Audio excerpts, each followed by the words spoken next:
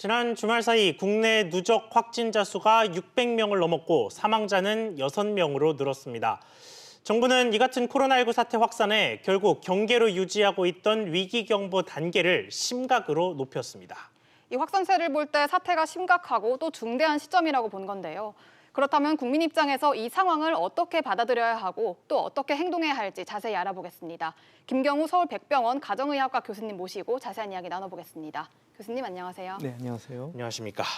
자, 먼저 현재 상황 평가부터 좀 해보겠습니다. 이게 새로 발생하고 있는 확진자들 중에 거의 대다수가 대구와 경북 지역에 포함되어 있기는 합니다만 그래도 꾸준히 다른 지역에서도 환자들이 한두 명씩 나오고 있는 상황이고 지금 같은 상황이라면 이게 전국적인 확산 단계에 접어들었다 뭐 이런 식으로 좀 평가를 할 수 있을까요?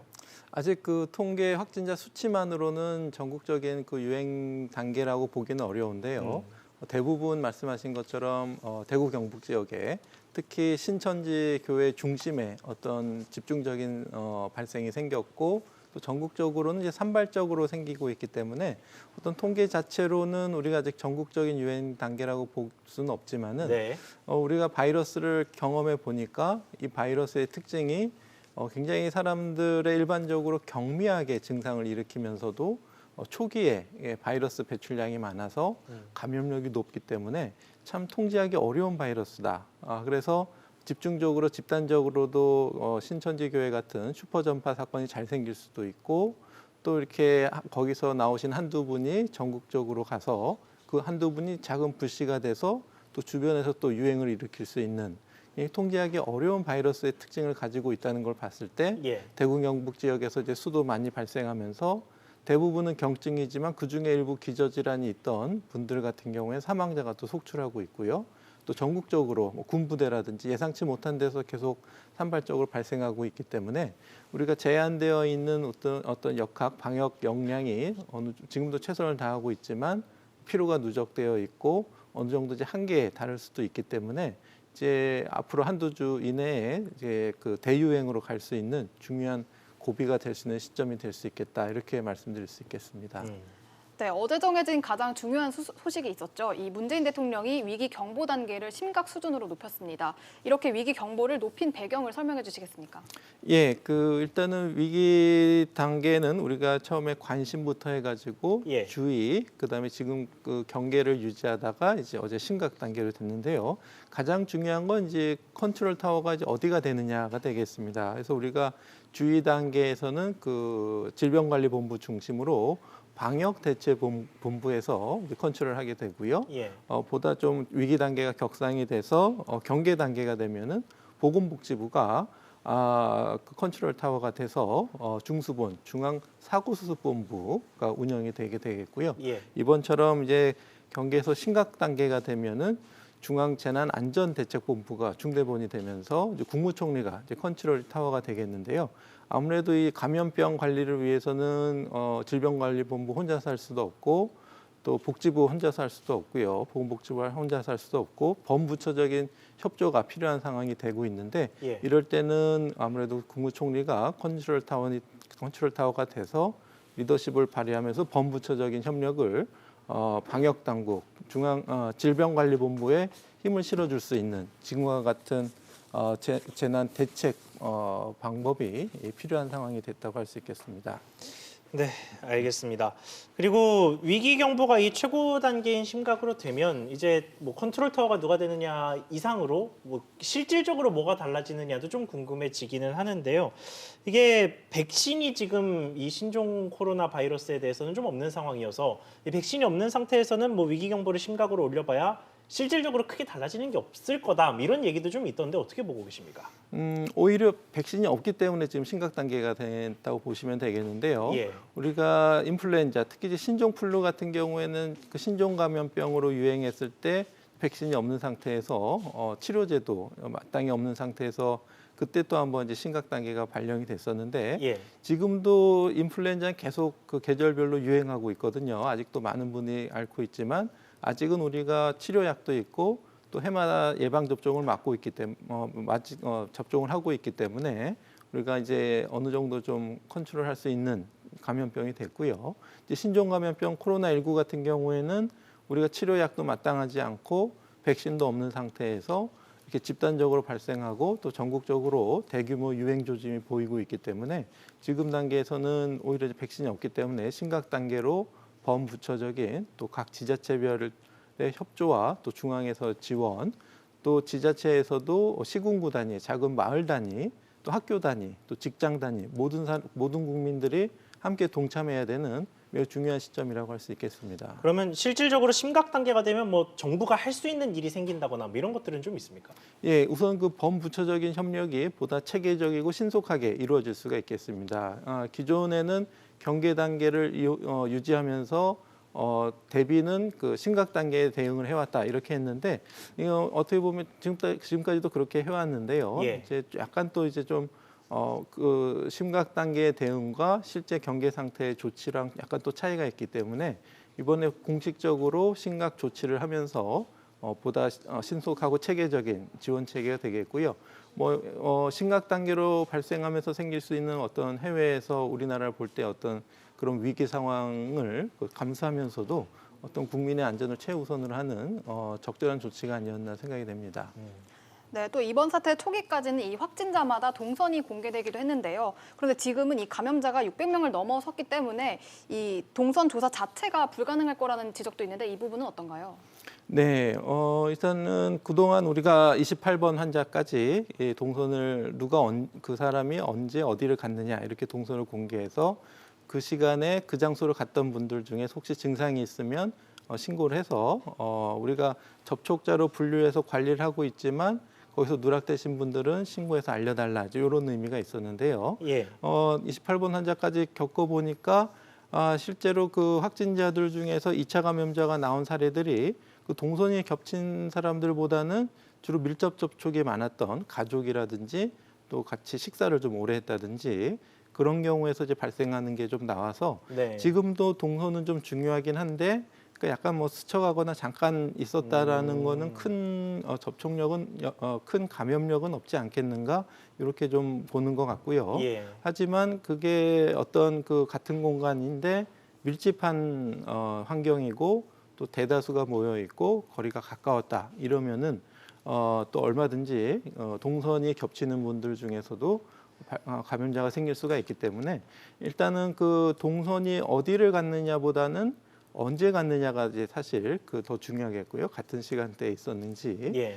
그리고 또 그 동선에서 그 감염자가 얼마나 생기느냐가 또 이제 내가 거기서 얼마나 오래 머물렀고 내가 어느 정도의 접촉 노출이 있었는가 이런 것들을 좀 고려했을 때 그냥 마트에 그냥 나도 갔었다 이런 분들은 걱정하실 필요는 없을 것 같고요. 좀 밀접한 접촉이 의심되는 분들은 비슷한 증상이 있다 그러면 보건당국하고 상의하셔서 적절한 선별 검사를 받아보시는 것이 필요합니다. 그렇군요. 알겠습니다. 조금 더 세부적인 궁금증들을 이제 좀 하나하나 짚어보겠습니다.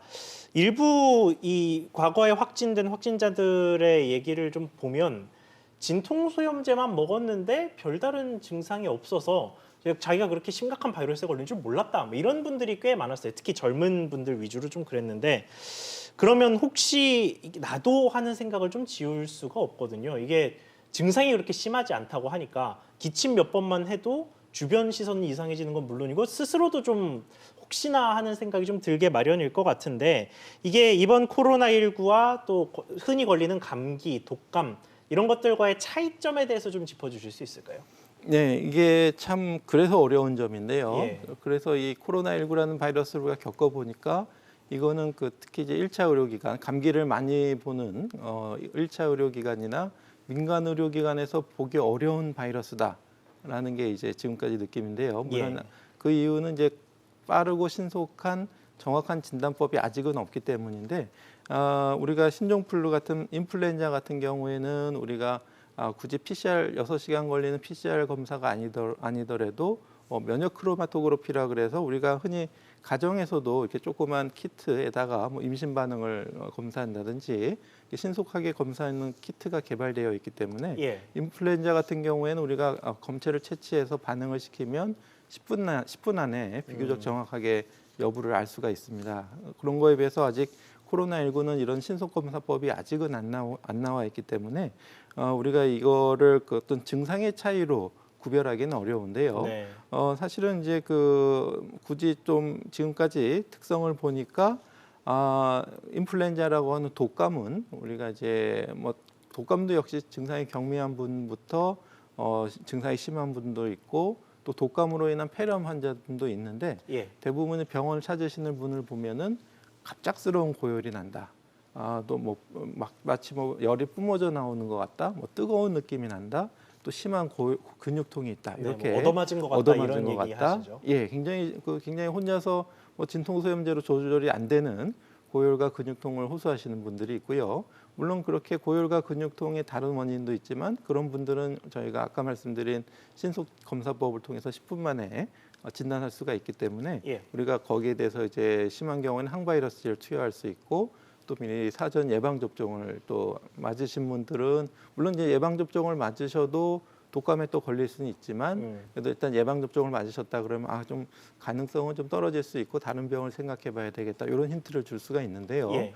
일단 코로나19 같은 경우에는 아까 말씀하신 것처럼 증상이 또 경미하고 또 진통 소염제를 드시면 또 열도 없고 뭐 근육통도 없고 이렇게 굉장히 다양한 증상이 날 수가 있겠고요.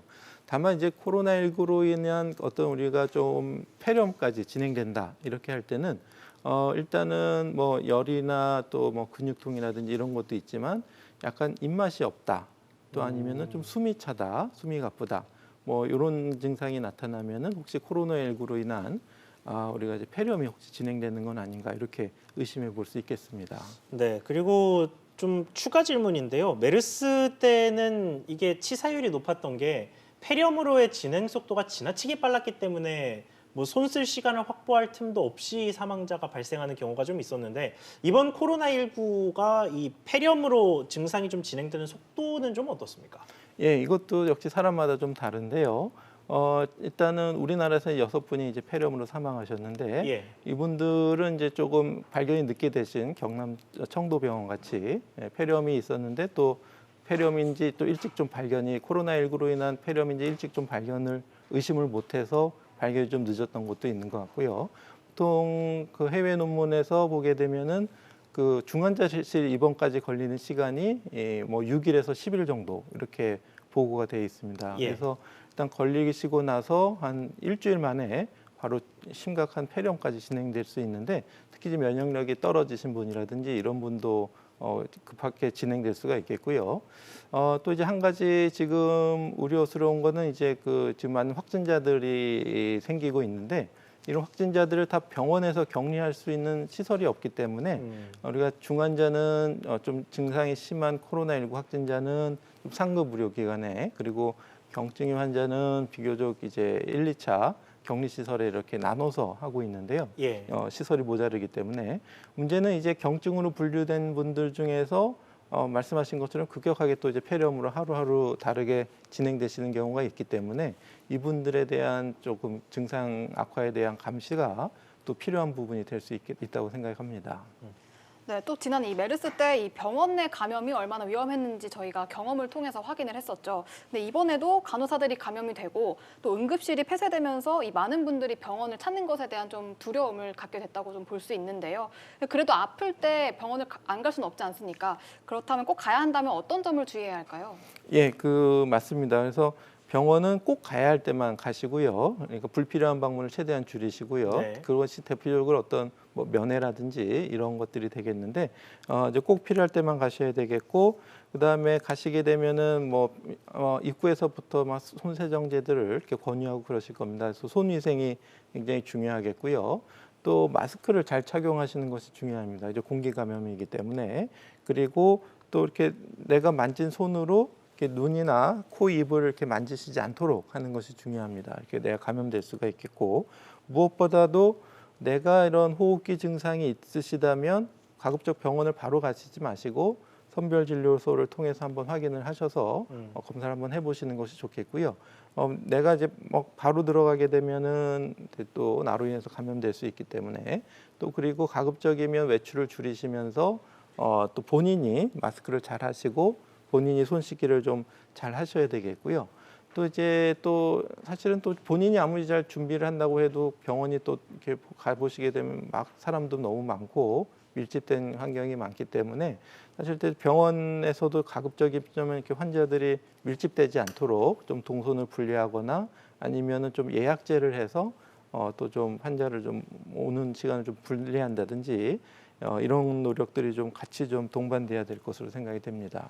네, 관련해서 이제 정부가 병원에 직접 가는 횟수를 좀 줄여보고자 하는 의도인 것 같습니다만 관련해서 원격 의료 이야기가 좀 나오고 있어요. 오늘부터 이제 한시적으로 시행이 된다고 하는데 관련해서 참 말이 많더라고요. 필요한 대책이다라는 목소리도 있고 준비가 덜 돼서 뭐 실효성이 없을 거다 뭐 이런 분석도 있고 교수님께서는 어떻게 보십니까?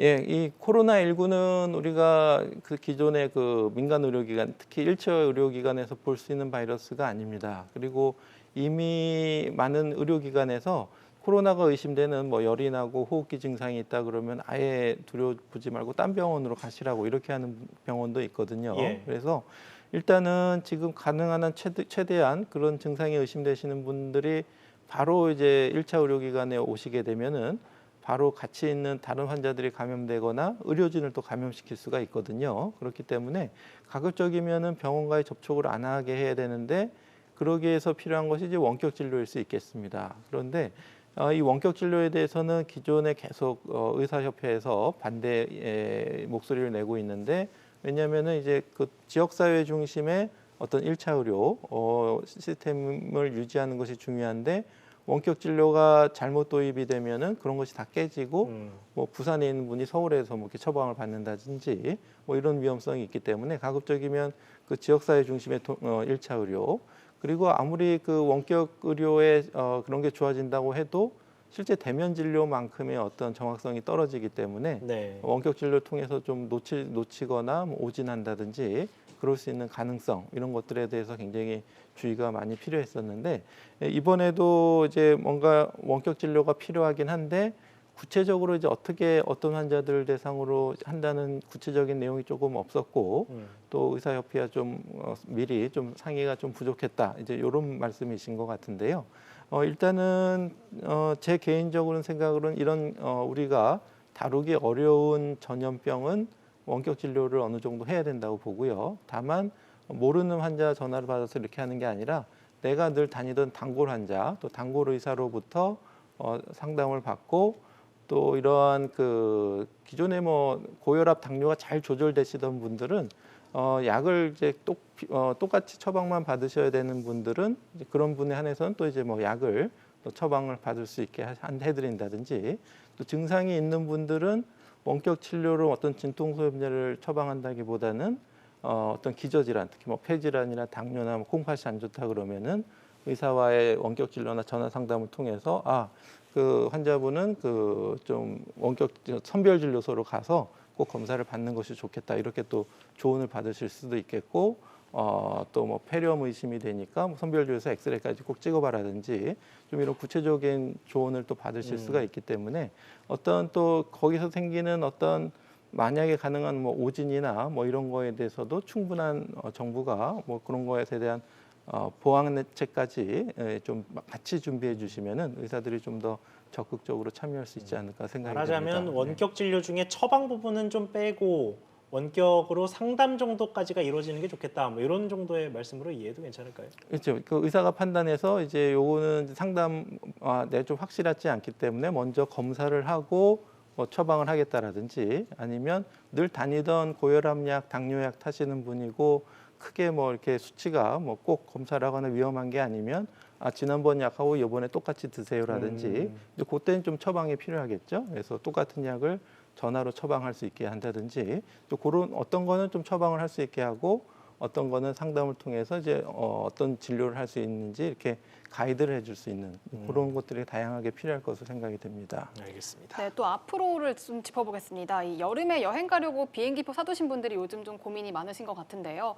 이 위약금을 생각하면 빨리 취소하는 게 나은데 이 바이러스가 봄이 지나서 날이 좀 따뜻해지면 좀 수그러들 거라는 전망도 있어서요. 이 부분에 대해서 좀 어떻게 앞으로 될 거라고 전망을 하십니까?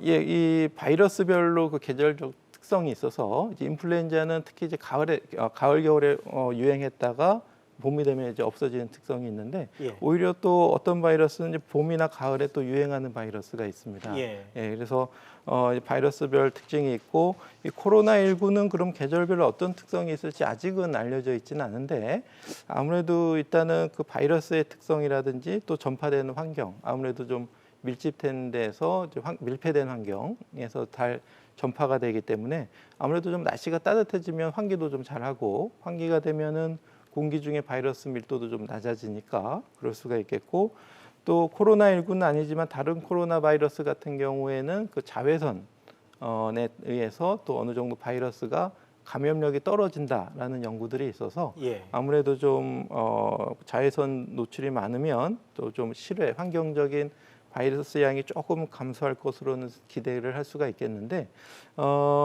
하지만 또 우리가 이제 메르스 같은 경우에는 그 유행 지역이 또 중동이기 때문에 중동 같은 경우에도 굉장히 자외선 양이 많은데도 또 유행할 수가 있기 때문에 예.